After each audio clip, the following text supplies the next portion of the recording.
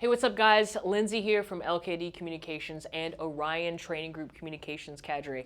And today, you and I are going to be talking about PACE, specifically how it relates to communications equipment in this case.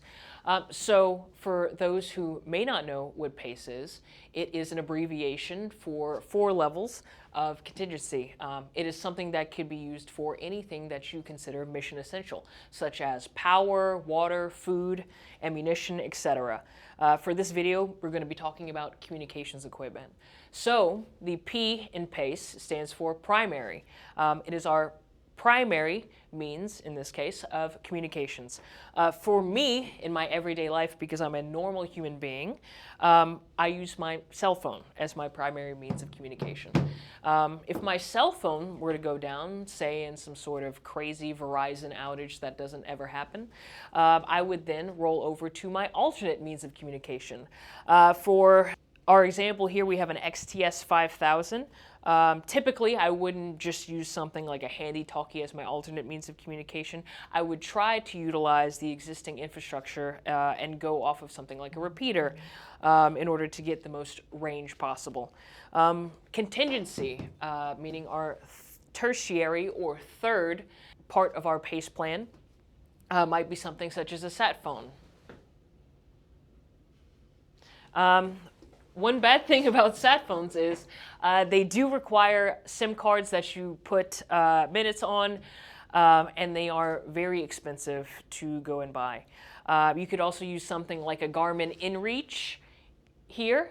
They also require a plan. I think it's about 40 bucks a month, and it's text only. But if you want something that is user-friendly that you can Bluetooth to your cell phone, that is a phenomenal option there. Emergency. So emergency, or we call that the oh-shittery, I guess, part of our PACE plan, could be something like a runner, meaning you physically go and up-ass yourself from your location and run to wherever you're going to deliver that message. It could be something like signal flags or lights. Or if you're balling like that and you have something like a Starlink, another form of communication. Starlink here. Thank you. So what actually influences your PACE plan? Something called METTC. Mission, enemy, terrain, time, and civilian considerations if you're talking about your military definition of that. This is not a video on METTC. I do advise you to go and take a look at how that might influence your mission and the way that you make decisions there. But for our communications PACE plan, we have to keep in mind things like, terrain, elevation, and how that influences our communications equipment. So another important factor of our PACE plan is what quantifies us to roll over to the next layer of contingency in our PACE plan. Is it one single comms check that somebody doesn't answer? Is it 15 minutes with no comms? You need to have that predetermined in your communications plan prior to rolling it out, and also have an understanding of how to use all parts of your PACE plan. The most important thing in your different levels of PACE is that the stuff must work. Do not include something in your PACE plan if you cannot get it consistently to work, because then there's no point in having it there. And also having the training on each level of your PACE plan, and also having set parameters that cause you to roll over to your next level of PACE. So a hypothetical for you guys about PACE. Here in South Louisiana, we experience these things called hurricanes. It might be different where you live if you live in Tornado Alley or Earthquake cul-de-sac. I don't know what they call the earthquake place.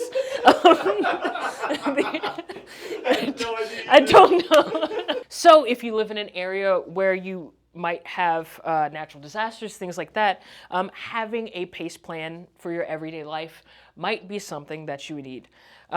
So in our hypothetical scenario of cell phone no longer work, I can't make calls to the people I care about on my cell phone, I might roll over and try to do a radio check with my handheld, that I keep on me in my vehicle, in my backpack, what so have you. If I can't get a radio check with my handheld unit, that might mean that the repeaters have gone down. So I might need to roll into something like a Garmin InReach or sat phone.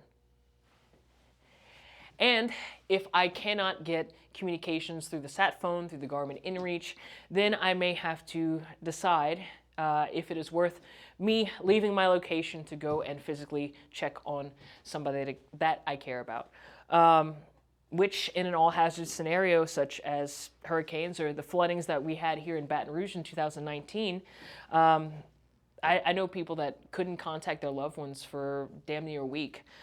So this stuff is really useful, and it is definitely something you should consider whenever developing your communications plan, is having those 4 levels of contingency built in there. Don't put all your eggs in one basket, and diversify your communications.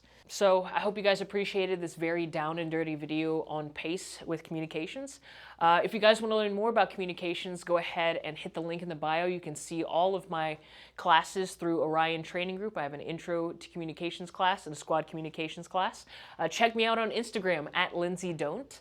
And then you can hit the link in my bio and see where to find me everywhere else. I also have a YouTube channel at LKD Communications where I go into a little bit more depth about communications. But I just wanted to give you guys a little bit of information on PACE and how it might relate to communications so you guys can take that into your everyday lives and be more prepared citizens. So, thanks again for watching. Repent and turn to Christ, sun your butthole, brush your tongue, be kind to yourself. Hug people for too long and then whisper in their ear and say, "You like this, don't you?" Fuck. I'm done. I'm done. I'm done. I'm done. I don't know. It was almost like a pace plan. Yeah.